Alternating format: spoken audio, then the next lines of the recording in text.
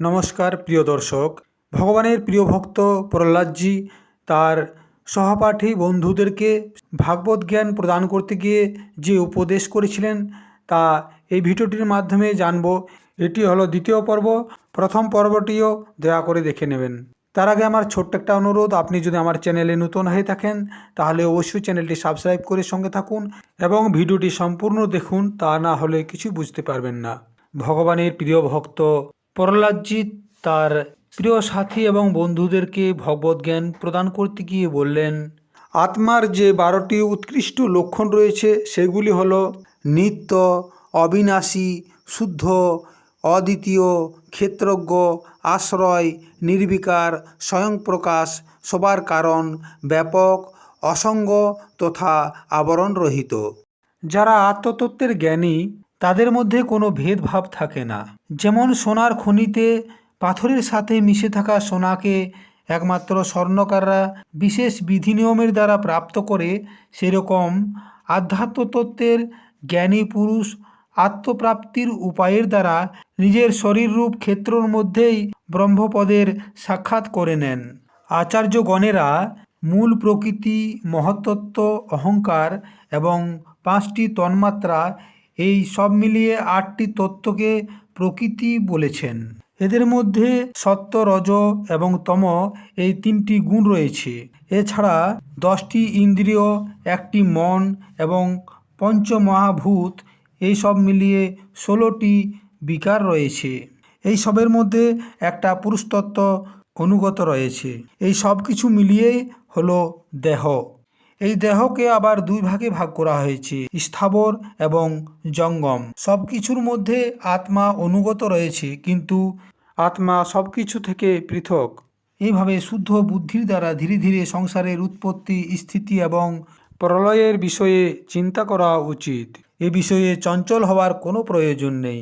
জাগ্রত, স্বপ্ন এবং সুষুপ্তি, এই 3টি হলো বুদ্ধির বৃত্তি।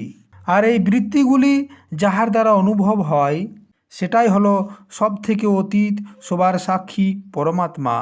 সেই জন্য তোমরা সর্বপ্রথম গুণগুলির অনুসারে উৎপন্ন কর্মগুলির বীজকেই নষ্ট করে দাও। এর ফলে বুদ্ধি বৃত্তিগুলির প্রবাহ নিবৃত্ত হয়ে যাবে। আর এটাকেই যোগ বা পরমাত্মার সাথে মিলন বলা হয়। এই ত্রিগুণাত্মক কর্মগুলির শেকড় থেকে নষ্ট করে দেওয়ার জন্য অথবা বুদ্ধিবৃত্তিগুলির প্রবাহ বন্ধ করে দেওয়ার জন্য হাজার হাজার সাধন রয়েছে। কিন্তু এই উপায়গুলির মধ্যে সর্বশ্রেষ্ঠ উপায় হলো সর্বশক্তিমান ভগবানের প্রতি স্বাভাবিক নিষ্কাম প্রেম। এটা স্বয়ং ভগবানই বলেছেন। নিজের দ্বারা যা কিছু প্রাপ্ত হয় সেই সব কিছু প্রেমের দ্বারা ভগবানকে সমর্পিত করে দেওয়া, ভগবত প্রেমী মহাত্মাগণের সৎসঙ্গ করা, ভগবানের আরাধনা করা, ওনার কথাবার্তাগুলিকে শ্রদ্ধা করা, ওনার গুণ এবং লীলাগুলির কীর্তন করা, ওনার চরণকমলগুলির ধ্যান এবং ওনার মন্দির মূর্তি আদির দর্শন, পূজন আদি সাধনগুলির দ্বারা ভগবানের মধ্যে স্বাভাবিক প্রেম হয়ে যায়। সর্বশক্তিমান ভগবান শ্রীহরি সমস্ত প্রাণীদের মধ্যেই বিরাজমান রয়েছেন। এইরকম ভাবনার দ্বারা যথাশক্তি সমস্ত প্রাণীদের ইচ্ছা পূর্ণ করা এবং হৃদয়ে তাদের সম্মান করা।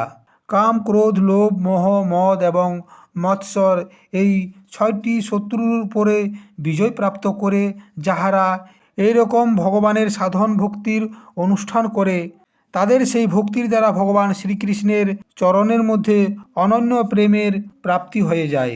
যখন ভগবানের লীলা শরীরগুলির দ্বারা উৎপন্ন অদ্ভুত পরাক্রম, ওনার অনুপম গুণ এবং চরিত্রগুলির শ্রবণ করার পর মানুষ অত্যন্ত আনন্দ উপভোগ করে এবং চোখের জলে কণ্ঠ ভরে যায়, আর সে সংকোচ ছেড়ে দিয়ে জোরে জোরে গান করে নাচতে থাকে, কখনো হাসে, কখনো কান্না করে, কখনো ধ্যান করে, কখনো ভগবানের বন্দনা করতে থাকে। এইভাবে যখন ভগবানের মধ্যে সে তন্ময় হয়ে যায় তখন বারবার লম্বা নিঃশ্বাস নেয় এবং সমস্ত সংকোচ ছেড়ে দিয়ে শুধু বলে, হরে জগৎপতে নারায়ণ। তখন ভক্তিযোগের মহান প্রভাবের দ্বারা তার সমস্ত বন্ধন কেটে যায়, আর ভগবত ভাবের ভাবনা করতে করতে তাহার হৃদয় ভগবানময় হয়ে যায়। সেই সময় তাহার জন্ম মৃত্যুর বীজগুলি নষ্ট হয়ে যায় এবং সে ভগবানকে প্রাপ্ত করে নেয়। এই অশুভ সংসারের দলদলির মধ্যে ফেসে যাওয়া অশুভময় হয়ে যাওয়া জীবের জন্য ভগবানের এই প্রাপ্তি সংসারের সমস্ত চক্করকে কাটিয়ে দেয়। ইহাকেই ব্রহ্মসুখ বা নির্বাণ সুখ বলা হয়। সেই জন্য প্রিয় বন্ধুগণ, তোমরা নিজের নিজের হৃদয়েশ্বর ভগবানের ভজন করো। হে অসুর কুমারগণ, নিজের হৃদয়েই আকাশের মতো নিত্য বিরাজমান ভগবানের ভজন করতে কি এমন পরিশ্রম করতে হয়? ভগবান হলেন সমস্ত প্রাণীদের সমান রূপে অত্যন্ত প্রেমী বন্ধু এবং নিজেরই আত্মা। উনাকে ছেড়ে দিয়ে ভোগ সামগ্রীগুলির জোগাড় করাটা হলো মূর্খতার কাজ। এই ধন, স্ত্রী, পশু, পুত্র, পুত্রী, মহল, পৃথিবী, হাতি, গুপ্তধন এবং বিভিন্ন ধরনের বিভূতিগুলি, সংসারের সমস্ত যা কিছু ধন দেখছো তথা ভোগ সামগ্রীগুলি, এই সব কিছু হলো ক্ষণভঙ্গুর। এগুলি মানুষকে কি সুখ দিতে পারে? এগুলি নিজেই ক্ষণভঙ্গুর। যেমন এই লোকের সম্পত্তি প্রত্যক্ষই নাশবান, সেরকমই যজ্ঞের দ্বারা প্রাপ্ত হওয়া স্বর্গ আদির লোকও নাশবান। আর তুলনামূলকভাবে একটি থেকে অন্যটি ছোট বড় উঁচু নিচু। সেই জন্য এগুলিও নির্দোষ নয়। নির্দোষ কেবল পরমাত্মা। না কেউ ওর মধ্যে দোষ দেখেছে না শুনেছে। অতএব পরমাত্মা প্রাপ্তির জন্য অনন্য ভক্তির দ্বারা সেই পরমাত্মার ভজন করাই উচিত। এছাড়া যারা নিজেকে বড় বিদ্বান মনে করে, তারা যেমন উদ্দেশ্যের দ্বারা বারবার অনেক কর্ম করে, সেই উদ্দেশ্যের প্রাপ্তি তো দূরের কথা, তাদের বিপরীত ফল প্রাপ্ত হয়। আর নিঃসন্দেহে সেটা হয়। কর্মের মধ্যে প্রবৃত্ত দুটি উদ্দেশ্য হয়। একটা হলো সুখ অর্জন করা, আর একটা হলো দুঃখ থেকে মুক্তি পাওয়া। কিন্তু প্রথমে কামনা না হওয়ার কারণে সুখের মধ্যে নিমগ্ন থাকলে তাকে পরে কামনার কারণে সদা সর্বদা দুঃখ ভোগ করতে হয়। মানুষ ইহলোকে সকাম কর্মের দ্বারা যে শরীরের জন্য ভোগ প্রাপ্ত করতে চায়, সেই শরীরই হলো শিয়াল কুকুরের ভোজন এবং নাশবান। আত্মীয় স্বজন, ভাই বন্ধু, স্ত্রী পুত্র, মহল, ধন সম্পত্তি, এই সমস্ত কিছু বিষয়গুলি শরীরের সাথেই নষ্ট হয়ে যায়। এগুলি পুরুষার্থের মতো মনে হলেও বাস্তবে এগুলি অনর্থ রূপ। আত্মা নিজেই অনন্ত আনন্দের মহান সমুদ্র। তার জন্য এই বস্তুগুলির কি প্রয়োজন আছে?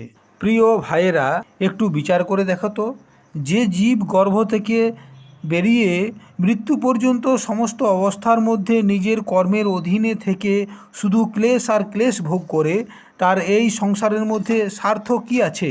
এই জীব সূক্ষ্ম শরীরকেই নিজের আত্মা ভেবে তার দ্বারা অনেক প্রকারের কর্ম করে থাকে, আর কর্মের কারণেই পুনরায় তাকে শরীর গ্রহণ করতে হয়। এইভাবে কর্মের দ্বারা শরীর, আবার শরীরের দ্বারা কর্ম পরস্পর চলতেই থাকে। এটার একমাত্র কারণ হলো অবিবেক। সেই জন্য নিষ্কামভাবে নিষ্ক্রিয় আত্মস্বরূপ ভগবান শ্রীহরির ভজন করা উচিত। অর্থ, ধর্ম এবং কাম এসব কিছু উনারই আশ্রিত। উনার ইচ্ছা না থাকলে কোনো কিছুই পাওয়া যায় না। ভগবান শ্রীহরি সমস্ত প্রাণীদের ঈশ্বর, আত্মা এবং পরম প্রিয়তম। তিনি নিজের দ্বারাই উৎপন্ন পঞ্চভূত এবং সূক্ষ্মভূত আদির দ্বারা নির্মিত শরীরের মধ্যে জীব নামে পরিচিত হন। দেবতা, দৈত্য, মনুষ্য, যক্ষ অথবা গন্ধর্ব যে কেউ হোক না কেন, যে ভগবানের চরণ কমলগুলির সেবা করে, সে আমার মতোই কল্যাণ ভাজন হয়। সেই জন্য হে দৈত্য বালকগণ, ভগবানকে প্রসন্ন করার জন্য ব্রাহ্মণ হওয়া, দেবতা হওয়া অথবা ঋষি হওয়া, সদাচার বা বিবিধ জ্ঞানের দ্বারা সম্পন্ন হওয়া তথা দান, জপ, যজ্ঞ, শারীরিক এবং মানসিক শৌচ এবং বড় বড় ব্রতগুলির অনুষ্ঠান করা, এগুলি পর্যাপ্ত নয়।